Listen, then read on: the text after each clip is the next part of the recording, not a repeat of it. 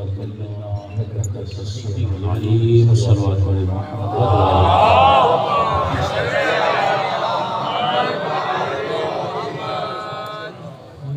الله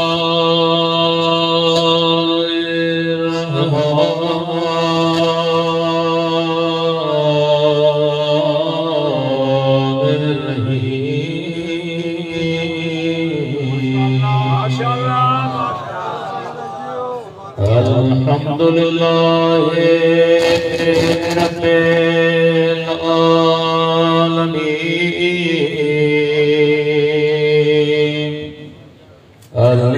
الحمد لله كما هو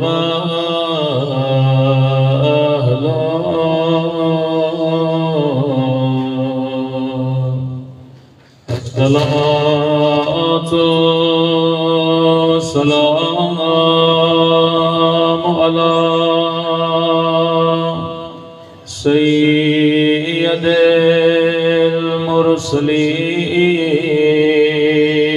المرسلين وخاتم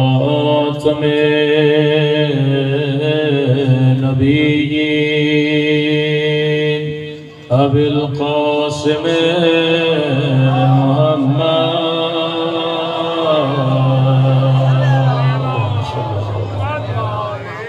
وعلى آله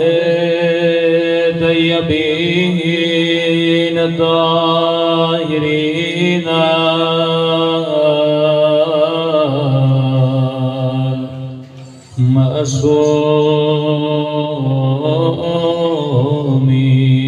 المعصومين. سب مل کے آج پہلے محمد کی آمد کا دن ہے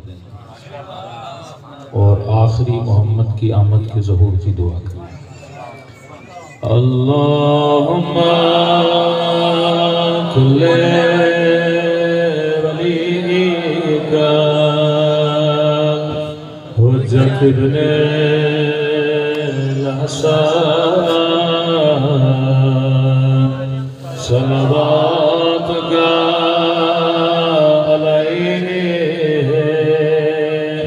وعلى آبائه في هذه الساعة وفي كل وليا وحافظا وقائدا ودليلا وعينا حتى تسكنه أرضك وتمتعه فيها طويلا برحمتك يا ارحم الراحمين. صلوات پڑھیں محمد.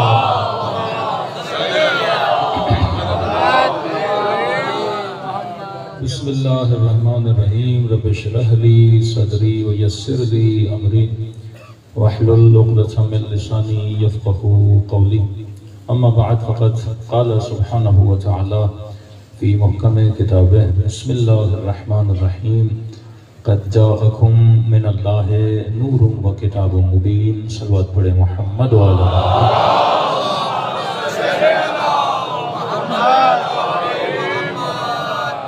دعا ہے پروردگار عالم ہم سب کی عبادتوں کو اپنی بارگاہ عالی میں قبول فرمائے اور جس مقصد زندگی کو لے کر ان محافل میں شرکت کرتے ہیں خدا ان مقاصد میں بھی ہم سب کو کامیابیاں نصیب فرمائے. کئی مومنین ہمارے درمیان نہیں ہیں، اس دار فانی کو چھوڑ کے جا چکے ہیں اور کئی انتظامیہ کے مومنین بیمار بھی ہیں جنہوں نے التماس سے دعا کے لیے کہا. بالاخص مرزا صادق صاحب بیمار ہیں، ان کے لیے دعا کریں خدا ان کو صحت کاملہ عاجلہ نصیب فرمائے. نعت خان بھی جو نعت پڑھ رہے تھے بیمار ہیں، موسیٰ کاظم بھائی، ان کے لیے بھی دعا کریں خدا ان کو صحت دے۔ اس سال پتہ نہیں ایسا کیا تھا کہ تقریباً مولانا حضرات بھی بیمار ہی رہے ہیں، اور تقریباً لوگوں کی طبیعتیں خراب رہی ہیں، اور یہ اس مہینے کی میری پہلی مجلس ہے، ہمیں بھی کچھ معدے کی تکلیف ہے، اس لیے مجالس ہم نے بھی کم کی۔ تو جتنے بھی لوگ بیمار ہیں خدا سب کو صحت کاملہ عاجلہ نصیب کرے۔ یہ دن، یہ جگہ، یہ مکان ایسا ہوتا ہے جہاں پہ دعائیں قبول ہوتی ہیں، اور جناب سیدہ کی سیرت یہ ہے، صلوات پڑھیں سیدہ کی شان پہ،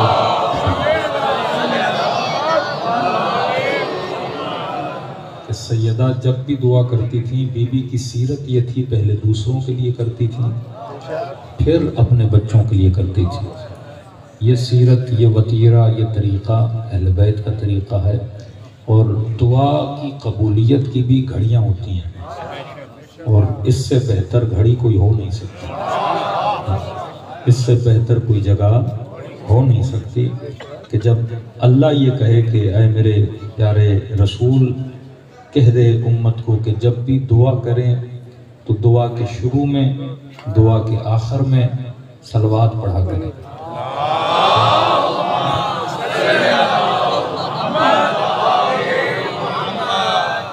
فرمایا یہ صلوات کے حصار میں جو دعا اوپر جاتی ہے، پھر خدا اس دعا کو کبھی رد نہیں کرتا۔ تبھی وہ مسلمان جو اس طرح سے امیر المومنین اور اس کی آل کو نہیں مانتے، لیکن وہ بھی اپنے تشہد کے بعد صلوات ضرور پڑھتے ہیں۔ تشہد ہو یا کلمہ ہو، وہ بھی قبول نہیں ہوتا جب تک محمد اور اس کی آل پہ صلوات نہ پڑھی جائے۔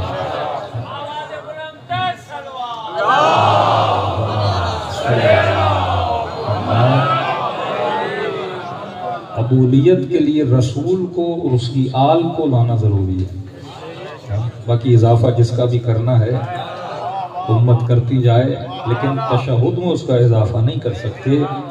درود ابراہیمی بھی جب آپ پڑھیں گے تو اس پہ ابراہیم ہے اور آل ابراہیم ہے، اس میں یہ نہیں کہ ابراہیم کی بیوی بھی ہو، ابراہیم کے دوست بھی ہوں،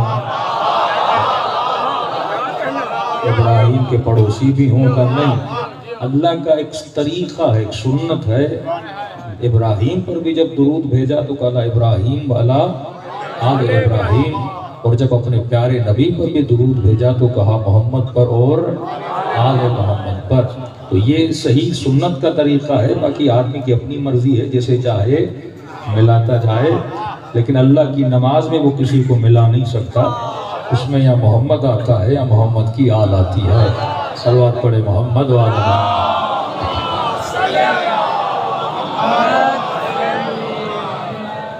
دوسری بات، ان دنوں میں کیونکہ یہ سب سے زیادہ مبارک دن ہے، اس میں بندے کو یہ بھی معرفت ہو کہ میں نے اللہ سے مانگنا کیا ہے، کیونکہ رسول جیسا بڑا واسطہ دے کر اور بندہ خدا سے کھلونے مانگنے لگے، رسول جیسا واسطہ لے کر پھر دنیا کی چیزیں مانگنے لگے، فرمایا اللہ سے وہ مانگو جو تجھے دنیا والے نہیں دے سکتے، رسول کی دربار سے وہ خیرات مانگو جو خیرات کسی امیر کے در سے تجھے نہیں مل سکتی۔ بندے کو گاڑی چاہیے ہو تو کوئی بھی امیر دے سکتا ہے، بندے کو نوکری چاہیے ہو تو زرداری دے سکتا ہے، یہ تو کام سیاستدان بھی آپ کے لیے کر سکتے ہیں، کون سی بڑی بات ہے؟ یہ تو رشوت دے کر بھی بندہ چیزیں حاصل کر سکتا ہے، یہ تو چار جھوٹ بول کے بھی بندہ حاصل کر سکتا ہے، لیکن رسول سے وہ مانگو جو دنیا والے تجھے نہیں دے سکتے۔ اور دنیا والے کیا نہیں دے سکتے؟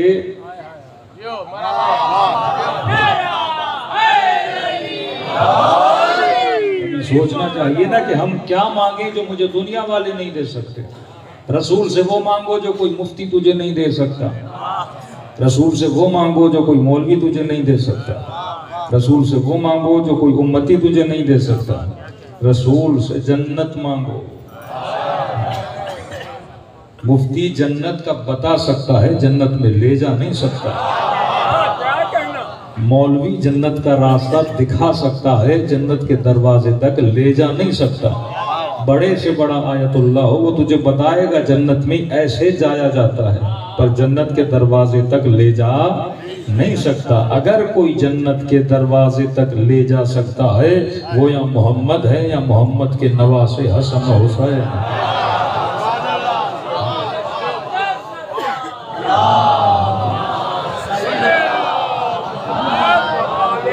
فرمایا ان الحسن والحسین سیدا شباب اہل الجنہ۔ امیر مومنین کے لیے فرمایا کہ یا علی انت قسیم النار والجنہ، ایک جنت اور جہنم کا تقسیم کرنے والا، اور اپنے نواسوں کے لیے فرمایا یہ جنت کے جوانوں کے سردار ہیں۔ کسی مولوی صاحب نے کہا کہ ایک ٹرینڈ چل پڑا ہے پاکستان میں کہ جو حدیثیں نبی نے اپنی آل کے لیے کہیں وہی حدیثیں وہ کسی اور کی آل کے لیے بھی فٹ کرنا چاہتے ہیں۔ لیکن میں ہمیشہ کہتا ہوں، اکثر لوجک پہ بات کرتا ہوں کہ نقل میں بھی بندے کو عقل ہونی چاہیے۔ بندہ نقل بھی کرے تو کوئی پروپر نقل کرے کہ پکڑا نہ جائے، نقل میں بھی کیا ہو، عقل ہو۔ کہیے صرف حسن و حسین کے لیے تھوڑی کہا کہ میرے بچے حسن و حسین جنت کے جوانوں کے سردار ہیں۔ ہم نے کہا اور کس کے لیے کہا؟ کہ دیکھو دنیا میں جوان بھی ہیں، دنیا میں بوڑھے بھی ہیں۔ اب دیکھو نا، معرفت نہ ہو۔ اب یہ سوال ہے کہ بندہ مصطفیٰ سے کیا لے رہا ہے؟ کوئی نبی سے صرف جتی لے رہا ہے، وہ بھی اچھی بات ہے، مصطفیٰ کی جتی ہے، سروں پہ ہونی چاہیے۔ لیکن کوئی نبی کی دربار میں جا کے سلمان بن کے آ رہا ہے، کوئی نبی کی دربار میں جا کے مقداد بن کے آ رہا ہے، کوئی نبی کی دربار میں جا کے منا اہل البیت بن کے آ رہا ہے۔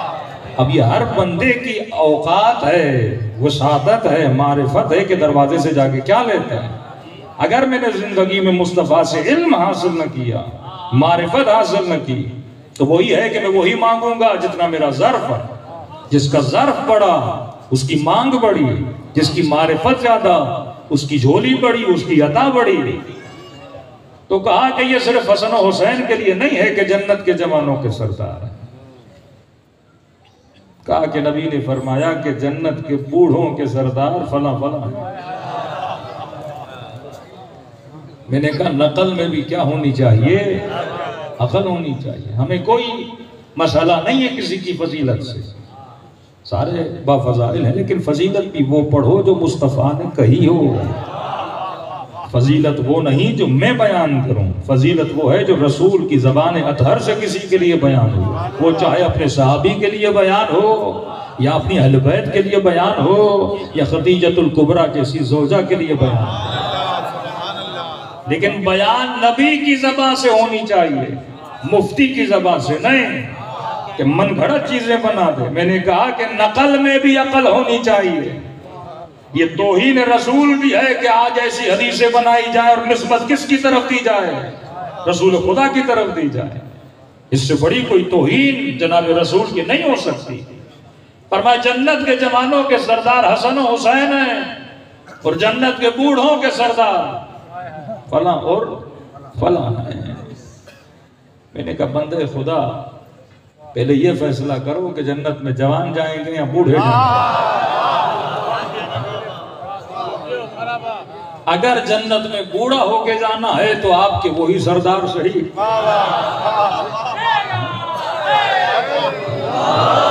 لیکن اگر جنت میں جوان ہو کے جانا، پہلے یہ فلسفہ سمجھو کہ یہ کیوں کہا کہ حسن و حسین جنت کے جوانوں کے سردار ہیں۔ اور جب میرے پیارے رسول نے یہ جملے کہے تھے اس وقت حسن و حسین جوان نہیں تھے، اس وقت بچے تھے۔ تو اگر یہ تفریق کرنی ہوتی بوڑھوں کے یہ سردار ہیں، بچوں کے یہ سردار ہیں، جوانوں کے یہ سردار ہیں، تو نبی کو یہ کہنا چاہیے تھا کہ جنت کے بچوں کے سردار کون ہیں؟ حسن و حسین ہیں۔ اس کا مطلب آپ نے بوڑھوں کا سردار تو ایک کو دو کو بنا دیا، جوانوں کے سردار بھی آپ نے سن لیے۔ یہ بچے جو بیچارے مر جاتے ہیں پھر ان کا سردار کون بنے گا؟ ان کا بھی تو کسی کو ڈھونڈو نا۔ پہلے یہ سمجھو شباب سیدہ، شباب اہل جنت، شباب کہتے ہیں تراوت کو، شباب کہتے ہیں رونق کو، شباب کہتے ہیں طاقت کو، شباب کہتے ہیں عدم نقص کو۔ بھائی آپ جب جوان تھے گھٹنوں میں تکلیف نہیں، جب جوان تھے زبان میں لڑکھڑاپن نہیں، جب جوان تھے تو تیزی سے دوڑ بھی رہے ہیں، جب جوان تھے تو کبھی اس ہوٹل پہ کبھی اس ہوٹل پہ، بندہ نہ کھانے سے تھکے، نہ دوڑنے سے تھکے، نہ گپوں سے تھکے، یہ فل آف انرجی ہے۔ جوانی کا مطلب لذتوں کے دن، کہ بندہ ہر لذت حلال بھی حاصل کرنا چاہے، بدن میں اتنی طاقت ہے، لیکن جیسے بوڑھا ہوا مسجد تک جانے میں بھی تکلیف، مجلس تک آنے میں بھی بوڑھا ہو جائے، قدم کام نہ کریں، 4 لوگ لے کر آئیں، اللہ کے مصلی پر کھڑا ہو جائے تو کہے کھڑا نہیں ہوتا جاتا، کرسی رکھی جائے میں بیٹھ کے نماز پڑھوں گا۔ مطلب بڑھاپا نقص ہے اور جنت کمال کا نام ہے۔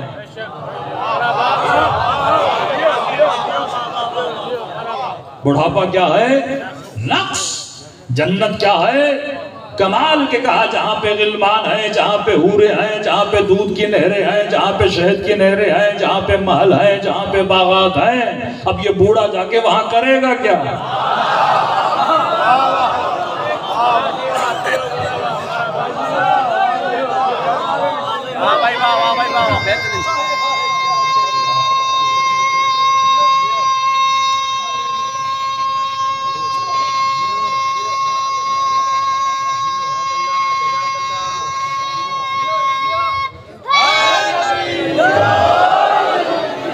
یہ ہے جوانی کا نعرہ۔ کسی 80-90 سال کے بوڑھوں کو تو بولو اتنا لمبا نعرہ لگا کے دیکھو، یہاں نعرہ شروع ہوگا اور ختم قبر میں ہو جائے گا، بندے کو سانس لینا مشکل ہو جاتی ہے۔ تو جنت کمال کا نام ہے، بڑھاپا نقص کا نام ہے۔ کھایا نہیں جاتا بندے سے، چلا نہیں جاتا بندے سے، بات نہیں کی جاتی بندے سے۔ تو میں نے کہا ٹھیک ہے تو بوڑھے ہو کے جنت میں جاؤ، ملیں گے تو کیلے پھر وہاں پھر خدا کہے کہ جنت میں سیب بھی ہیں، جنت میں انگور بھی ہیں، دانت تو تیرے ہوں گے نہیں، لیکن الحمدللہ ہم جوان ہو کے جائیں گے، کیونکہ جوانوں کے سردار ہیں حسن و حسین۔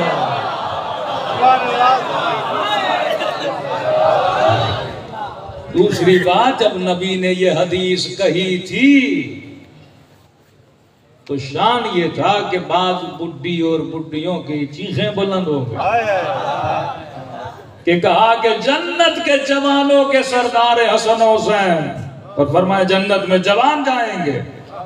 بوڑھوں نے کہا یا رسول اللہ ہم نے کیا بگاڑا، دیواروں کے سہارے دے دے کے یہاں تک آتے ہیں، آپ کے پیچھے نماز پڑھتے ہیں جنت کی لالچ میں، اتنی راتوں کو جاگتے ہیں، عبادت کرتے ہیں، یا رسول اللہ جنت کی لالچ میں، اور آپ نے بول دیا جنت میں بوڑھے نہیں جائیں گے، جوان جائیں گے۔ بڈھیوں نے کہا یا رسول اللہ ہمارا کیا قصور، ہم نے کیا بگاڑا کہ ہم بھی جنت میں نہیں جائیں گے؟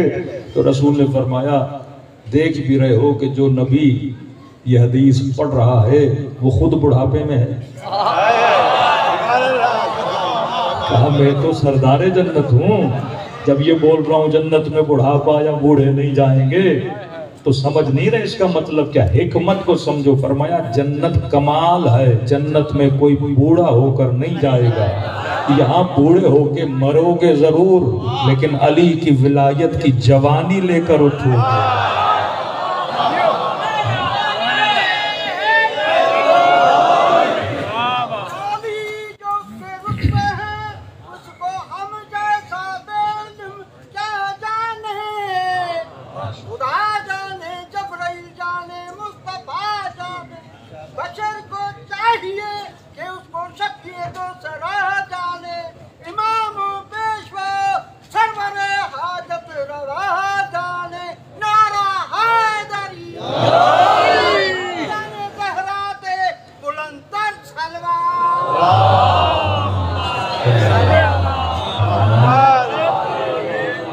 علی والے بھلی جسموں کے اعتبار سے بوڑھے ہو جائیں، مزاج میں جوان ہوتے ہیں۔ یہ مزاج کی تراوت یہ کہاں سے ملتی ہے؟ در رسول سے ملتی ہے۔ دنیا محمد کو آل سے جدا نہیں کر سکتی، نہ دنیا آل کو رسول سے جدا کر سکتی ہے۔ تو آج یہ بھی توہین رسول ہے، توہین مصطفیٰ ہے کہ جھوٹی حدیثیں رسول پہ لگائی جائیں. اور بھی ہیں لیکن آج کی مجلس کا وہ موضوع نہیں ہے کہ ایسی فضیلتیں جو امیر المومنین کے لیے رسول نے بیان کی اور انہی فضیلتوں کو کاٹ کوٹ کے دوسروں کی طرف لے جایا جائے. بھئی فضیلت وہ پڑھو جو بندے میں موجود ہو، اپنی ہاتھ کی بنائی ہوئی فضیلت نہ پڑھی جائے. ایک مشہور ہے، جیسے شیعوں کے بچے کو یہ حدیث یاد ہے کہ انا مدینۃ العلم وعلی بابھا، میں شہر علم ہوں، علی دروازہ ہے. اب کسی نے کسی کو کنڈی بنا دیا، کسی نے کسی کو چھت بنا دیا، کسی نے کسی کو دروازہ بنا دیا. اب بنانے والے بناتے ہیں، لیکن حکمت اگر ہو تو بھائی نبی نے امیر المومنین کو دروازہ کیوں کہا؟ حکمت ہونی چاہیے نا. اگر کنڈی افضل تھی تو کنڈی بولتے، اگر دیواریں افضل ہوتی تو دیوار بولتے، اگر چھت افضل ہوتی تو چھت بولتے. نبی نے سب کو چھوڑ کے کیا بولا؟ دروازہ بولا، کیونکہ شریف ہمیشہ گھروں میں دروازوں سے جاتے ہیں. تو فرمایا اگر علم ملے گا، حکمت ملے گی، نور ملے گا تو در علی ابن ابی طالب سے ملے گا. اب اللہ نے ایک بہت بڑی بحث چلی، میں کئی مرتبہ شاید اشارہ بھی کر چکا ہوں. یہ بحث چلی، ایک طبقہ مسلمانوں کا وہ ہے جو ہماری نظر میں توہین رسول کرتا ہے، ایک طبقہ وہ ہے جو رسول کی عزت اور احترام کرتا ہے، اور وہ ہمارے عزت اور احترام کو بدعت کا نام بھی دیتے ہیں، ہمارے عزت اور احترام کو قرآن کی مخالفت کا نام بھی دیتے ہیں. مثلا ایک طبقہ کہتا ہے نبی بشر ہے، دوسرا طبقہ کہتا ہے کہ نبی نور ہے. اور میں نے آیت پڑھی کہ خدا کہے قد جاءکم من اللہ نور و کتاب مبین. اے مسلمان، اللہ کی طرف سے تمہاری ہدایت کے لیے دو چیزوں کا بندوبست کیا ہے. ایک اللہ کی طرف سے کتاب آئی، دوسرا اللہ کی طرف سے نور آیا. اور جب ہم نے کہا کہ اس نور سے مراد رسول کا نور ہے تو کہنے لگے نہیں، نور سے مراد یہی قرآن ہے. نبی کا نور کا مطلب کیا؟ نبی نے خود کہا کہ انا بشر مثلکم، میں تمہاری طرح بشر ہوں. جب اتنا صریحتاً نبی کہے بشر ہوں، پھر ضد کیسی تم مسلمانوں کی کہ کہو کہ نبی نور ہے؟ کیونکہ آج تک انہوں نے نور کو نہیں سمجھا. ہم کہتے ہیں کتاب اور نور کے بیچ میں واو کا لفظ آیا، اور واو کا ترجمہ اور ہے کہ ہم نے تمہاری ہدایت کے لیے دو چیزوں کا بندوبست کیا ہے. ایک ہم نے تمہاری ہدایت کے لیے کتاب بھیجی، دوسرا ہم نے تمہاری ہدایت کے لیے کیا بھیجا؟ نور بھیجا. کیونکہ اگر نور مصطفیٰ نہ ہو تو کتاب ہم تک کیسے پہنچے؟ اصلاً پوری قرآنی کتاب کی آیتوں کا دار و مدار لسان مصطفیٰ پر ہے. نبی نے کہا قل هو اللہ احد اللہ الصمد لم یلد ولم یولد ولم یکن له کفوا احد. نہ میں نے جبرائیل کو دیکھا، نہ میں نے جبرائیل کو بولتے ہوئے دیکھا، نہ میں نے جبرائیل کو اترتے ہوئے دیکھا، نہ میں نے اللہ کی آواز کو سنا. یعنی سارا دین صداقت لسان مصطفیٰ پہ کھڑا ہوا. رسول نے کہا کہ یہ قل ہو اللہ، یہ الفاظ میرے نہیں، کس کے ہیں؟ اللہ کے ہیں. تو ہم نے مصطفیٰ کے کہنے پہ قل ہو اللہ احد کو مانا، ہم نے مصطفیٰ کے کہنے پہ والعصر کو مانا، ہم نے مصطفیٰ کے کہنے پہ الف لام میم کو مانا. یعنی یہ سارا دار و مدار کس پر ہے؟ رسول پر ہے. ورنہ اگر نبی کو بیچ سے ہٹا دیا جائے تو قرآن پہ لاکھ قسم کے ڈاؤٹس آ سکتے ہیں. جس طرح مشرق کے رہنے والے، جرمنی کے رہنے والے اعتراضات کرتے ہیں کہ یہ قرآن علیہ باللہ کیا ہے؟ تخلیق مصطفیٰ ہے، یہ اللہ کا کلام نہیں ہے. تو یہ تو ثابت جو اعجاز رسول کا سب سے بڑا معجزہ تھا وہ کیا تھا؟ قرآن تھا. اب اگر نبی اپنی زبان سے قرآن پڑھے اس کی بھی وہی ویلیو ہے، اور اگر اسی زبان سے کہے کہ من کنت مولا ہو فہذا علی مولا.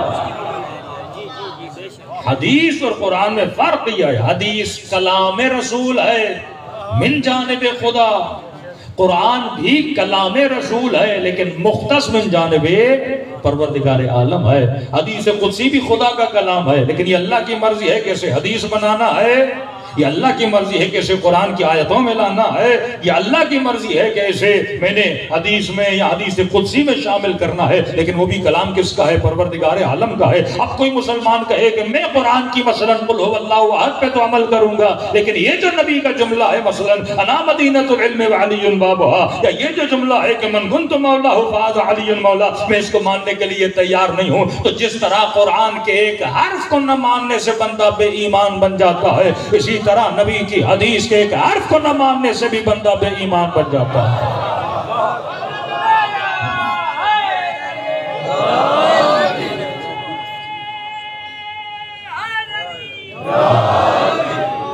بات ہے لسان مصطفیٰ کی، بات ہے زبان رسول کی۔ اب فرق یہ ہے کہ قرآن میں شک و شبہ نہیں ہے، معجزہ ہے، لیکن حدیث میں یہ ہوتا ہے کہ بندہ بولتا ہے من گھڑت ہے، کسی نے نبی کی طرف نسبت دے کے بنائی ہے۔ جس طرح بنو امیہ کے زمانے میں حدیثوں کی فیکٹریاں تھیں، آج کاغذ کی فیکٹریاں، مرغیوں کے فارم، اس وقت حدیثوں کے فارم ہوتے تھے۔ جس کے من میں جو آیا اپنی فضیلت میں حدیثیں پڑھ دی۔ ایک بندے نے کہا کہ میری پیاز بک نہیں رہی۔ اب ایک سائیکولوجیکلی مسئلہ آپ سمجھیے، ایک بندہ ہے ہندو، ایک بندہ ہے شیعہ، ایک بندہ ہے مثلاً بریلوی۔ بریلوی کے دل میں جو محبت ہے وہ شیعہ کے دل میں نہیں، شیعہ کے دل میں جو محبت ہے وہ ہندو کے دل میں نہیں، ہندو کے دل میں جو محبت ہے وہ ایک مسیحی کے دل میں نہیں۔ اور یہ سارا دنیا کا کاروبار ہوتا ہے محبتوں کی وجہ سے۔ اب آپ قدمگاہ پہ آؤ گے، یہاں پہ مندر کی مورتی تو نہیں ملے گی۔ قدمگاہ امیر المومنین پہ کیا ملے گا؟ علم ملے گا۔ قدمگاہ امیر المومنین پہ مثلاً مولا کی کوئی کتاب ملے گی۔ لیکن اگر آپ مثلاً جیک مباد چلے جاؤ، شکارپور چلے جاؤ اور کسی مندر کے ساتھ کوئی دکان لگی ہو تو وہاں پہ تو علم نہیں ملے گا، وہاں پہ مورتی ملے گی۔ اور کسی باپا صاحب کی مسجد کے کنارے پہ چلے جاؤ تو وہاں پہ علم نہیں، وہاں پہ پھر جوتیاں ملیں گی۔ اب سوال ہے کہ دکاندار کو پتا ہے میں نے اس مسجد کے ساتھ کیا بیچنا ہے، امام بارگاہ کے ساتھ کیا بیچنا ہے، مندر کے ساتھ کیا بیچنا ہے۔ یہ اسے کس نے بتایا؟ محبت نے بتایا۔ اسے پتا ہے جو مندر میں آتے ہیں وہ مورتی سے محبت کرتے ہیں، جو علی کی قدمگاہ پہ آتے ہیں وہ علی کے قدموں سے محبت کرتے ہیں، اور جو مدنی منع ہیں وہ نبی کی جوتیوں سے محبت کرتے ہیں۔ تو یہ سارا کاروبار کس چیز کی وجہ سے ہوتا ہے؟ محبت کی وجہ سے ہوتا ہے۔ چیزیں بکتی ہوئی ہیں، تبھی خدا نے کہا کہ قیامت کے دن فیصلہ کرنے میں خدا دیر نہیں لگائے گا، تیرے دلوں کی محبت کو دیکھے گا۔ یوم ندعو کل اناس بامامہم، قیامت کے دن ہر بندے کو اس کے امام کے ساتھ بلایا جائے گا۔ اب اللہ دیکھے گا تیرے دل کا امام کون ہے۔ میرے چھٹے امام بیٹھے تھے،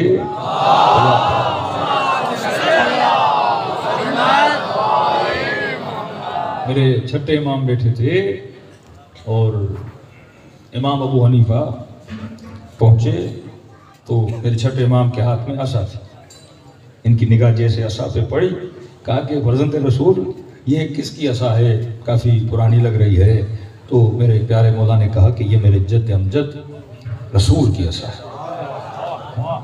اب جیسے نگاہ عصا پر پڑی یہ فوراً لپٹ گئے عصا کے ساتھ۔ عشق تھا رسول سے، محبت تھی رسول سے، کہ نبی کی عصا ہے، ادھر سے چومیں ادھر سے چومیں۔ بڑے تعجب سے میرے امام اس کو دیکھنے لگے،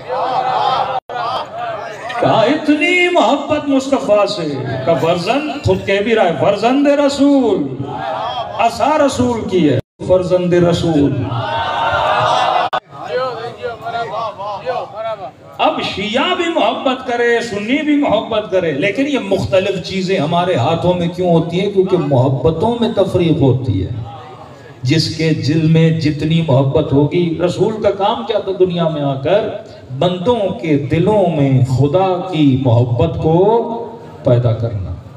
اور وعدہ لیا کہ اللہ کے بعد اگر کسی سے محبت کرنی ہے تو کس سے کرنی ہے؟ میری آل سے محبت کرنی ہے۔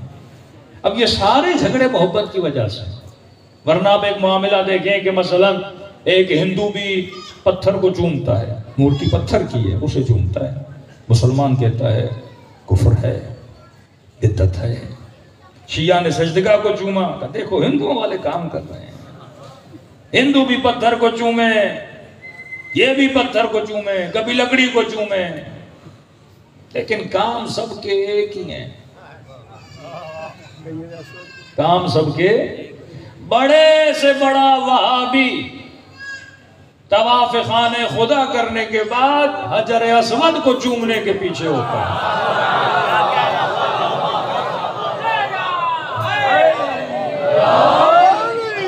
رنگ کا کالا سا ایک پتھر ہے، چھوٹا سا پتھر، لڑائی ہوتی ہے، میں چوموں گا تم چومو گے، اور کبھی کبھی اس چوم کے چکر میں کئی لوگ وہاں پہ بے ہوش بھی ہو جاتے ہیں، مر بھی جاتے ہیں، اتنی رش۔ کل میں ایک ویڈیو دیکھ رہا تھا، ایک جوان وہاں پہ بے ہوش ہو گیا، بھائی سمجھ نہیں آ رہی، ہندو بھی تو کہتے ہیں پتھر تو پتھر ہوتا ہے،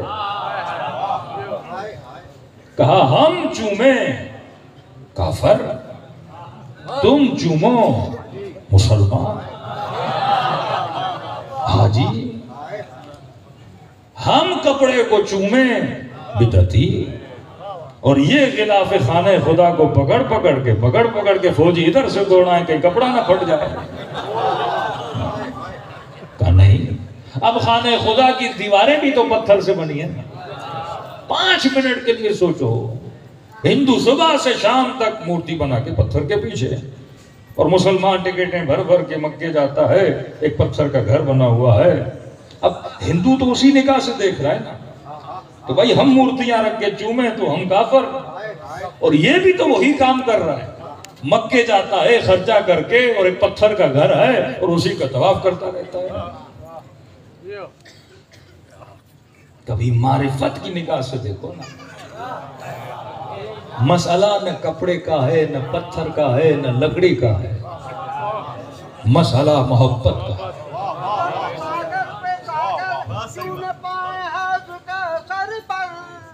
سفارش فاطمہ کی ہے، عنایت مرتضیٰ کی ہے، وہ دل جنت ہے جس دل میں محبت مرتضیٰ کی ہے، جہنم ہے وہ دل جس میں عداوت مرتضیٰ کی ہے۔ نعرہ حیدری، خاندان زہرا پہ بلند تر صلوات۔ اللہم صلی علی محمد و آل محمد وعجل۔ فلسفی سمجھیے کہ یہ سارا چکر کس چیز کا ہے؟ محبت کا ہے۔ خدا یہ نہیں دیکھ رہا کہ تو کسے چوم رہا ہے، خدا یہ دیکھ رہا ہے تو کس کی محبت میں چوم رہا ہے۔ ورنہ ہونٹ تو ہونٹ ہیں، بوسہ تو بوسہ ہے۔ بندہ پتھر کو کرے تو بدعت، اپنے بچے کو کرے تو عبادت۔ کوئی پتھر کی بھی تو قسمیں ہیں نا، کوئی کالا پتھر، کوئی پیلا پتھر، کوئی سیمنٹ والا، کوئی ٹائل والا۔ اب یہ جو بدن بھی بنا تو کس سے بنا؟ مٹی سے بنا نا، تو جب اسے چوم رہے ہو تو یہ بھی تو مٹی ہے نا۔ ہاں 4 شادیوں والے مفتی،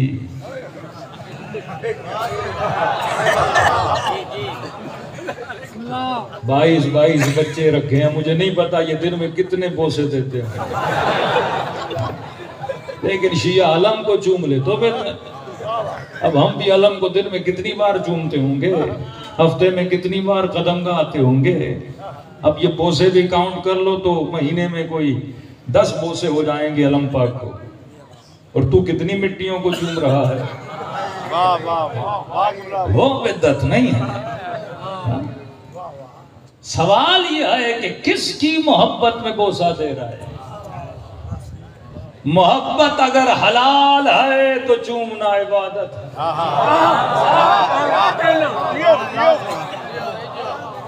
محبت اگر حرام ہے تو چومنا بھی حرام ہے۔ اب حلال محبت کیا ہوتی ہے؟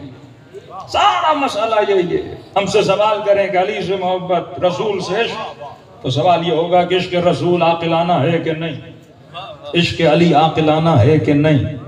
میں اس سے عشق کروں جس کا حسب بھی پاک ہے، جس کا نسب بھی پاک ہے، جس کا عمل بھی پاک ہے، جو طاہر بھی ہے، جو پاک بھی ہے، جو عالم بھی ہے؟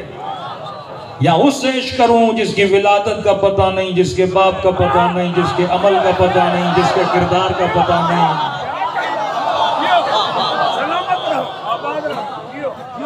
میں اس سے عشق کروں جس نے زہرا کا ادب کیا، زہرا کے دروازے کی چوکھٹ پہ جھاڑو دیے، پوری زندگی نوکری کی؟ یا اس سے عشق کروں جس نے سیدہ کے در کو جلایا؟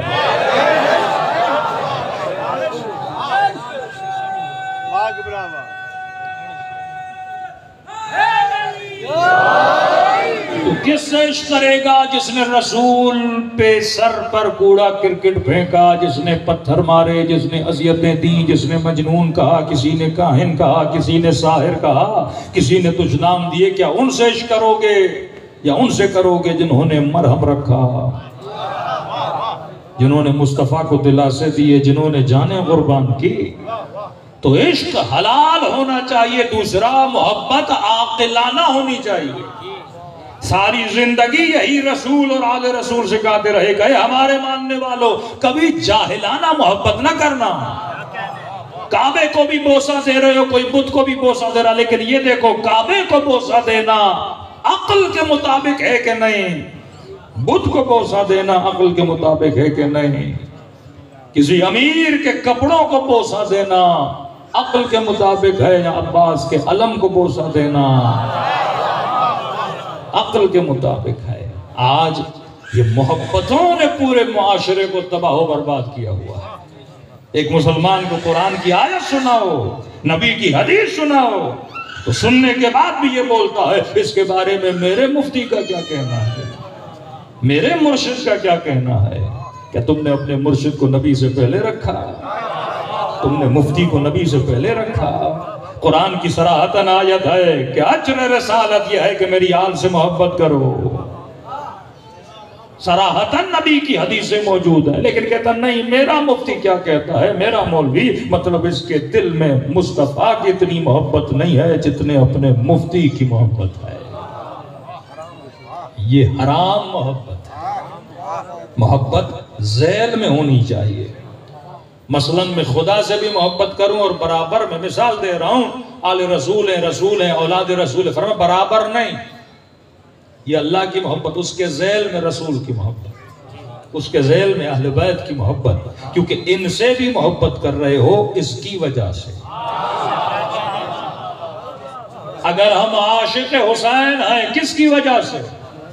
اللہ کی وجہ سے، کیونکہ اللہ نے کہا یہ جنت کے جوانوں کے سردار ہیں، کیونکہ اللہ نے کہا کہ فاطمہ جس سے راضی اس سے میرا محمد راضی، جس سے میرا محمد راضی اس سے میں خدا راضی۔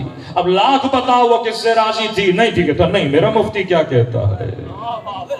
تو مفتیوں کی قبروں میں اٹھایا نہیں جائے گا، شفیع محشر اگر ہے تو مصطفیٰ کی ذات ہے۔ وہاں پہ اگر کوئی تجھے اس جہنم کی بھڑکتی ہوئی آگ سے نکال سکتا ہے اور اختیار خدا نے اپنے اذن سے کسی کو دیا ہوا ہے تو محمد مصطفیٰ کو دیا ہوا ہے۔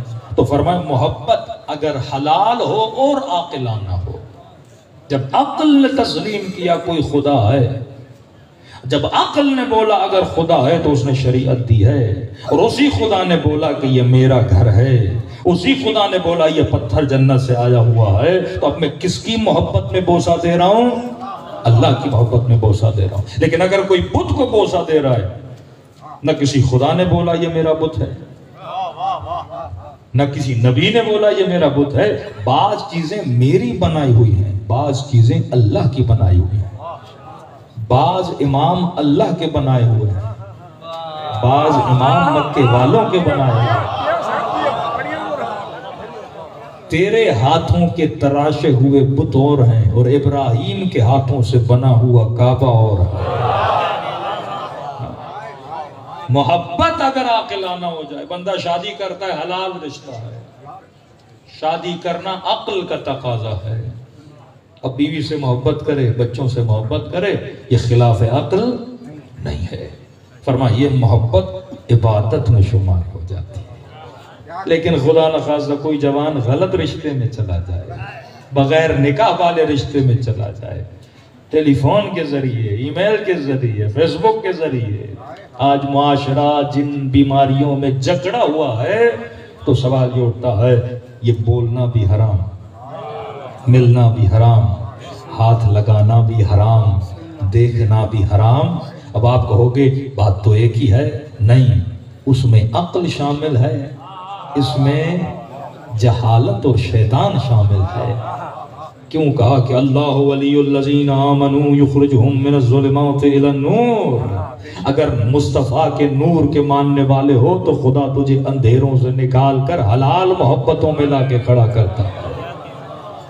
لیکن اولیاءہم الطاغوت یخرجونہم من النور الی الظلمات، اگر تم نے اپنا ولی، اپنا امام، ولی کا مطلب کیا ہے؟ تم نے دل کی محبتوں کا امام اگر کسی طاغوت کو بنا دیا، اگر دل کی محبتوں کا امام کسی غیر کو بنا دیا، اب اس کے اشاروں پہ اپنے رشتے بنانے لگے، اپنے تعلقات بنانے لگے، اپنے ریلیشنز بنانے لگے، تو اللہ کیا کہتا ہے؟ یہ اولیاء الطاغوت جو خلاف شریعت مصطفیٰ ہے، یہ تجھے کہاں لے کر جاتے ہیں؟ یہ تجھے اندھیروں اور ظلمتوں میں لے کر جاتے ہیں۔ صحبت مصطفیٰ بندے کو نورانی بناتی ہے، صحبت علی المرتضیٰ بندے کو نورانی بناتی ہے، حسین کی صحبت بندے کو حر بناتی ہے، یزید کی صحبت بندے کو شمر بنا دیتی ہے۔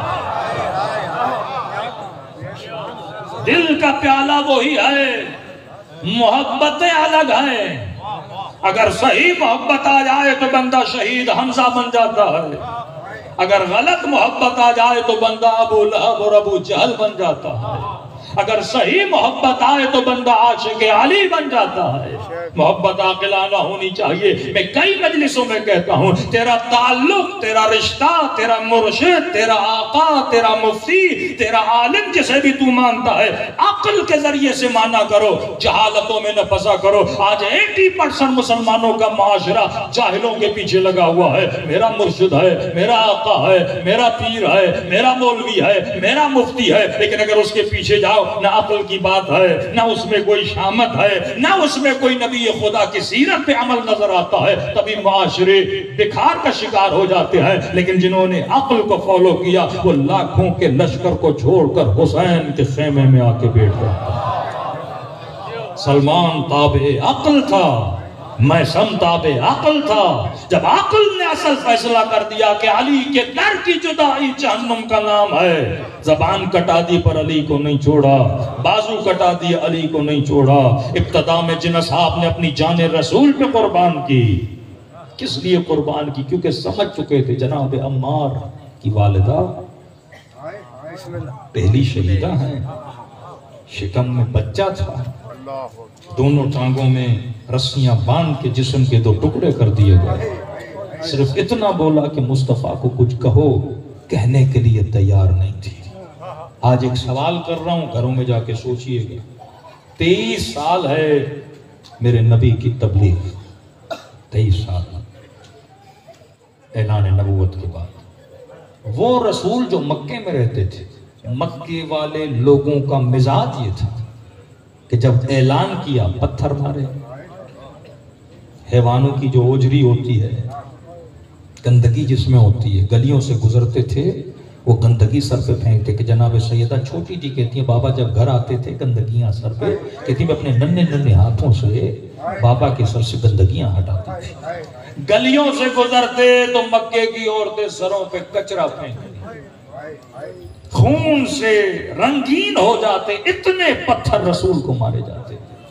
کوئی کہتا یہ جادوگر ہے، کوئی کہتا یہ کاہن ہے، کوئی کہتا لیاذ باللہ یہ مجنون ہے، اپنی عقل کو کھو بیٹھا ہے۔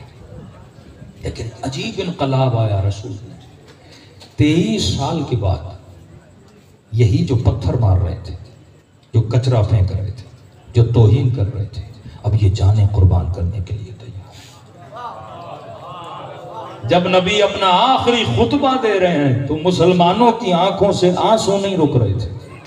پہلے پتھر مارتے تھے، لیکن اب وہ عالم آیا کہ جب رسول وضو کرتے تھے ہاتھوں کو نیچے رکھتے تھے کہ مصطفیٰ کے کیے ہوئے وضو کے پانی کا ایک قطرہ ہمیں مل جائے۔ پہلے پتھر مارتے تھے، مزاج اتنا بدل گیا کہ جب مکے کے مہاجرین مدینے جاتے ہیں، جو پتھر مارے، جو کاہن کہیں، جو مجنون کہیں، جو اتنی اذیتیں دیں، اب وجود میں اتنی تبدیلی آ گئی کہ انصار نے اپنے گھروں کو آدھا آدھا کر دیا۔ کہ آدھا آدھا مہاجرین کے لیے کون اپنی ملکیت کو تقسیم کرتا ہے؟ یہ کس کی محبت میں کر رہے ہیں؟ مصطفیٰ کی محبت میں۔ کہ ملتا ہے خاتون اونٹ کو لے کے جا رہی تھی، اونٹ پہ 3 جنازے پڑے ہوئے تھے۔ کسی نے پوچھا خاتون یہ کس کے جنازے ہیں؟ کہ چھوڑ دو کس کے جنازے ہیں، خوشی اس بات کی ہے کہ میرا نبی زندہ ہے، خوشی اس بات کی ہے میرا مصطفیٰ زندہ ہے۔ وہی محبت جو آپ کو کربلا میں نظر آتی ہے۔ زینب کو بچوں کی پرواہ نہیں، عباس کو بازوؤں کی پرواہ نہیں، حبیب کو اپنے وجود کی پرواہ نہیں، کا شکریہ ہے میرا حسین زندہ ہے۔ کہ یہ پرواہ نہیں کس کے جنازے کا؟ خاتون پھر بھی تو بتا کہ یہ بھائی کا جنازہ ہے، یہ شوہر کا جنازہ ہے، یہ بیٹے کا جنازہ ہے۔ تینوں نے اپنی جان کو رسول پہ کیا کیا ہے؟ قربان کیا ہے۔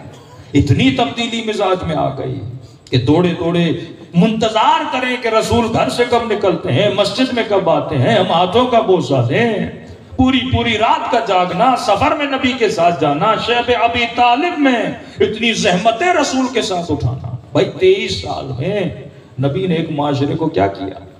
پاکستان آزاد ہوا 1947 میں مثلا، آج ہے 2023، 70 سال سے زیادہ وقت بیت گیا۔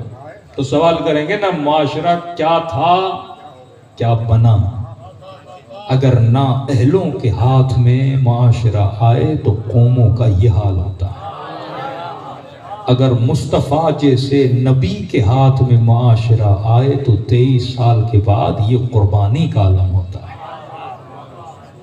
اب 5 منٹ کے لیے سوچو، نبی کے بعد اس معاشرے کو میں نے کس کے ہاتھوں میں دینا ہے؟ 27 سال میں اتنی تبدیلی کہ ایثار، قربانی، نبی پہ ہر شے قربان کرنے کے لیے وہ لوگ تیار ہیں۔ نبی نے انقلاب ان کے وجود میں پیدا کر دیا، اپنے کردار کے ذریعے، اپنی اخلاق کے ذریعے، اپنی مینجمنٹ کے ذریعے، قرآن کی آیتوں کے ذریعے، اپنے علم کے ذریعے سے، اپنی رفتار کے ذریعے سے۔ اتنی مضبوطی نبی کے وجود میں کہ کہیں کہ ایک ہاتھ میں چاند رکھو، دوسرے ہاتھ میں سورج رکھو، مصطفیٰ اپنے خدا کو چھوڑنے کے لیے تیار نہیں ہے۔ مکے کے سردار کہے کہ مصطفیٰ جس بھی گھر پہ ہاتھ رکھو، کسی سردار کے گھر پہ بھی ہاتھ رکھو گے، اس گھر کی بیٹی کی شادی کرائیں گے، جتنی زر اور دولت کہو، کہ کچھ دینے کے لیے، کچھ لینے کے لیے تیار نہیں ہوں۔ میں وہی کہوں گا، وہی کروں گا جو میرے خدا نے مجھے کہا ہے۔ یہ وہ انقلاب تھا جو نبی نے اپنے معاشرے میں لایا۔ لیکن ایک سوال چھوڑے جا رہا ہوں، بڑی بڑی شخصیتیں آئیں اور گئیں، نبی کے بعد امت نے معاشرہ کس کے ہاتھ میں لیا؟ کہ 50-60 سال کے عرصے میں وہی امت اپنے نبی کے نواسوں کی قاتل بن گئی۔ سدھار آنا چاہیے نا معاشرے میں۔ یہ وہ لوجک اور منطق ہے کہ ہم کہتے ہیں معاشرہ اس کے ہاتھ میں دو جو معاشرے میں انقلاب پیدا کرنے کی صلاحیت رکھے۔ حسین ابن علی کے ہاتھ میں کربلا تھی، میرے حسین نے حبیب بنایا، میرے حسین نے عباس بنایا۔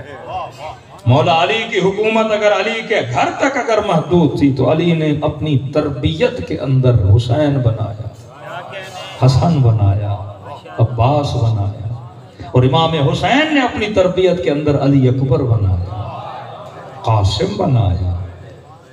یہ تربیت امام حسین ہے۔ اسی طرح امام زین العابدین نے اپنی تربیت کے اندر کیا بنایا؟ امام محمد الباقر بنایا۔ امام محمد باقر نے اپنی تربیت، امام کا اختیار تو ولایت تکوینی بڑی ہے، لیکن فزیکل اگر دیکھا جائے کہ امام کو کہاں تک اختیار دیا جا رہا ہے تاکہ امام کیا کرے؟ لوگوں کی تربیت کرے۔ علی نے سلمان بنایا، مقداد بنایا، میثم بنایا، حبیب بنایا۔ سوال یہ ہے اسی طرح امام حسین نے اپنے اصحاب بنائے، رسول نے بڑی بڑی شخصیتیں بنائیں، لیکن جن کو تم مانتے ہو انہوں نے کیا کیا بنایا؟ علی نے معاشرے کو حسن اور حسین دیا، حسین نے معاشرے کو عباس دیا، تیرے پیر نے معاشرے کو یزید دیا۔ گھر کی تربیت بتاتی ہے تو معاشرے کو کیا دے رہا ہے۔ تیرا مزاج بتاتا ہے تو معاشرے کو کیا دے رہا ہے۔ رسول نے 23 سال میں جہالت بھرے معاشرے کو، مشرک معاشرے کو موحد بنایا، نجاستوں میں پلنے والوں کو طہارت سکھا دی، بتوں کے سامنے جھکنے والوں کو اللہ کی دربار کا ساجد بنا دیا۔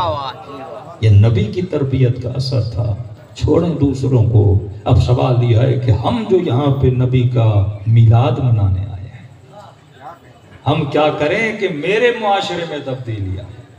وہ معاشرہ جو خود کو کہتا ہے ہم ولائی ہیں، وہ معاشرہ جو یہ کہے کہ ہم رسول سے ایسے محبت کرتے ہیں جیسے محبت کرنے کا حق ہے، اور رسول کے بعد آل رسول سے ایسے محبت کرتے ہیں جیسے رسول نے کہا ہے، اب یہ محبت میرے وجود میں اتنے اثر کو پیدا کرے کہ میں بھی اپنے گھر کی تربیت یہ کروں۔ پھر امیر المومنین کہیں کونوا لنا زینا ولا تکونوا لنا شینا، معاشرے میں علی کے لیے زینت بن کے چلنا، کہ ہر معاشرہ جب تیرے معاشرے کو دیکھے تو یہ کہے یہ معاشرہ نبی کی سیرت اور علی کی ولایت پہ چلنے والا معاشرہ۔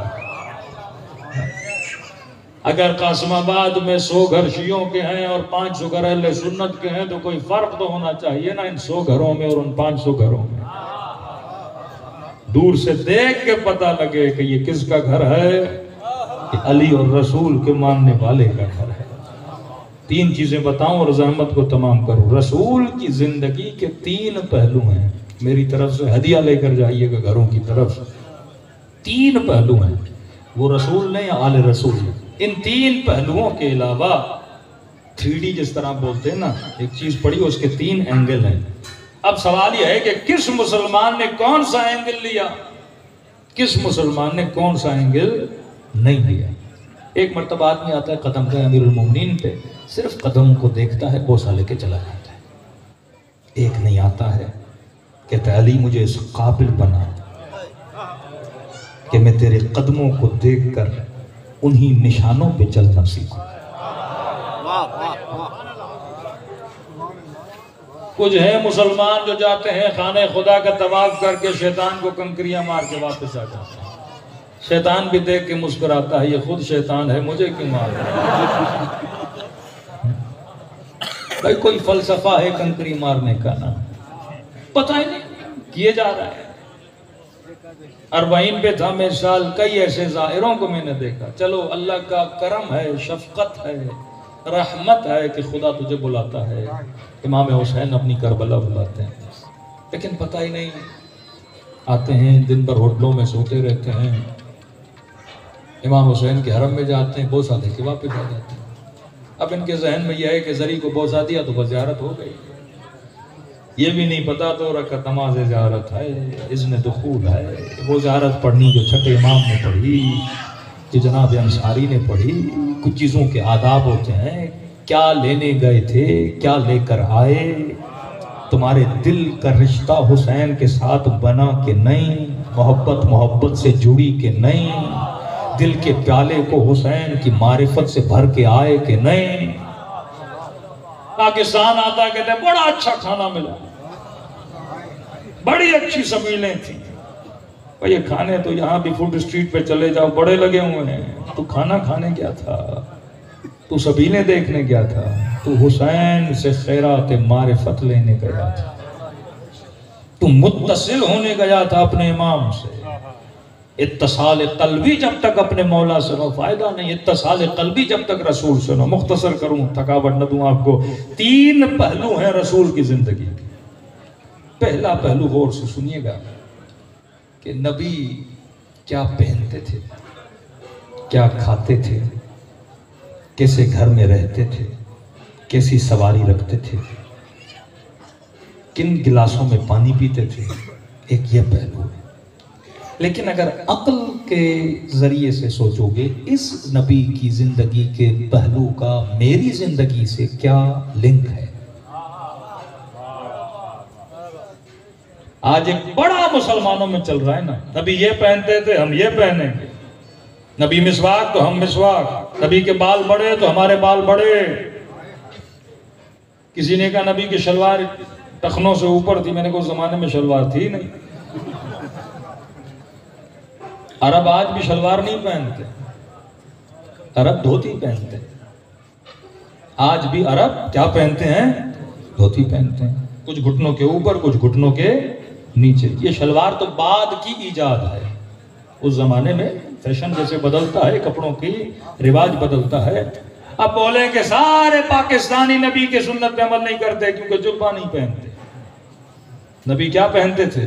یہی جبہ جو میں نے پہنا ہوا ہے نا، بڑی قمیض جسے بولتے ہیں۔ نبی کیا پہنتے تھے؟ نبی کیا کھاتے تھے؟ نبی کی سواری کیا تھی؟ نبی کس چیز سے مسواک دیتے تھے؟ نبی کیا بال نبی کے کتنے تھے؟ داڑھی نبی کی کتنی تھی؟ یہ ایک پہلو ہے نبی خدا کا ظاہری پہلو۔ اب مفتی بولے میں نے کپڑے بھی وہ پہننے ہیں، میں نے مسواک بھی وہ رکھنا ہے، میں نے برتن بھی وہ رکھنے ہیں کچھ ایسے مدنی منع کا اسٹیل کے برتن نہیں، شیشے کے برتن نہیں۔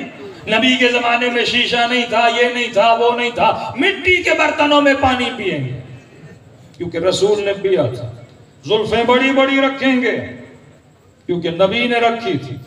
داڑھی کو لال کریں گے، اس پہ بھی آتا ہوں امیر المومنین پہ کسی نے اعتراض کیا تھا کیونکہ نبی داڑھی کو لال کیا کرتے تھے۔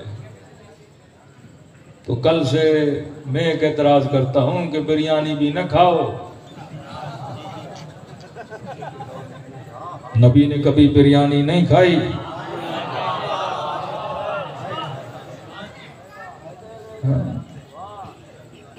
حلیم کی دیگیں نہ بناؤ، میلاد رسول کے جلوسوں میں سوپاریاں نہ بانٹو، چپس نہ بانٹو۔ ایک تو میں کراچی میں اتنا جلوس میں چلا، سوپاریاں اور پاپڑیاں ان چیزوں کے علاوہ کچھ نظر ہی نہیں۔ ایک تو کلپ آیا، سگریٹ بھی بانٹے جا رہے۔ بھائی نبی نے کبھی جلوس دارسن پہ نکالا، شاہزور پہ نکالا، اونٹ ہوتے تھے۔ پھر یہ بڑے بڑے پیر، بڑے بڑے مفتی پراڈوں پہ کیوں بیٹھتے ہیں؟ ایک خچر کھڑا کر دو، ایک گدھا کھڑا کر دو، ایک اونٹ کھڑا کر دو، یہ تو نبی کی سواری تھی۔ فسطائیت، معاشرہ، کیوں مسلمان پیچھے رہا؟ یہ بھی بدعت، وہ بھی بدعت، نبی نے یہ نہیں پہنا، نبی سواری پہ نہیں بیٹھے۔ ہاں اگر نبی زبان سے کچھ کہے وہ الگ ہے، حکم دے مسلمانوں کو کہ تمہاری سواری یہ ہونی چاہیے، تمہارا لباس یہ ہونا چاہیے، تمہارا کھانا یہ ہونا چاہیے، وہ ایک الگ چیز ہے۔ قطعاً نبی نے کبھی حکم نہیں دیا کہ مثلا رسول خدا یہ کھانا کھاتے تھے، ہمیں وہ بھی نہیں، وہ کھانا کھاؤ۔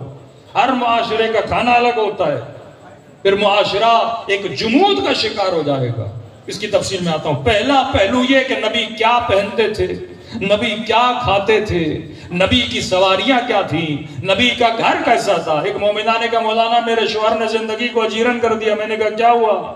کہ کوفے ہو کر آیا ہے، امیر المومنین کا گھر دے کر آیا ہے، مجھے بڑے گھر سے نکال کے چھوٹے گھر میں لے کر گیا ہے۔ کہ امیر المومنین کا گھر چھوٹا تھا۔ میں نے کہا لگتا ہے سامیرہ جا کر امام حسن عسکری کا گھر نہیں دیکھا اس نے، وہ اتنا بڑا تھا۔ بھائی ہر زمانے کے حساب سے گھر بنتے تھے، ہر زمانے کے حساب سے لباس بدلتا تھا۔ تو پہلی چیز نبی کیا کھاتے تھے، کیا پیتے تھے، لباس کیسا تھا، سواریاں کیسی تھی، ایگزیکٹ یہی ہر امام کے زمانے میں ہوتا تھا۔ اور کئی لوگ ان چیزوں کا شکار ہوتے تھے۔ ایک صوفی چھٹے امام کے پاس آیا، کبھی امام حسن کے پاس آئے، کبھی امام رضا کے پاس آئے، مختلف روایتیں۔ کہنے لگے کہ فرزند رسول آپ کا لباس وہ نہیں جو آپ کے بابا علی کا تھا۔ امام نے کیا کہنا چاہتے کہ دیکھو میری جوتی بھی پھٹی ہوئی، لباس بھی پرانا، سخت لباس ہے، میرا کھانا بھی یہ ہے، میں سخت سوکھی روٹی کھاتا ہوں امیر المومنین کی طرح، لیکن اے فرزند رسول آپ کا لباس بھی اچھا، آپ کی سواری بھی اچھی۔ تو میرے مولا نے مسکرا کر کہا جب تو حکمت کو نہیں سمجھے گا نا تب تک ولایت سمجھ میں نہیں آئے گی۔ فرمایا جس زمانے میں میرے بابا رہتے تھے وہ غریبوں کا زمانہ تھا، اور بندہ جب غریبوں کی بستی میں رہتا ہے تو لباس غریبانہ ہونا چاہیے۔ کہ جس زمانے میں میں رہتا ہوں مسلمانوں کے حالات کیا ہو گئے ہیں؟ بہتر ہو گئے ہیں، لہٰذا ہم بھی وہی لباس پہن رہے ہیں۔ سختی سے منع کیا معصومین نے کہ وہ کام نہ کرو، یہ جہالت کے کام ہے۔ دوسرا پہلو اہل بیت کی زندگی کا، ایک پہلو کیا کھاتے تھے، کیا پیتے تھے، کس طرح سوتے تھے، دوسرا پہلو جو سب سے اہم پہلو اہل بیت کی زندگی کا وہ ہے اہل بیت کے بتائے ہوئے اصول۔ اصول کیا بتایا؟ نبی یہ نہیں بولیں گے بریانی کھانا حلال ہے حرام، کوئی آج بریانی ہے کل کسٹر ہوگا پرسوں سویاں ہوں گی، پھر حدیثیں کہاں ملیں گی تمہیں؟ کسی کو تو اجتہاد بولتے ہیں۔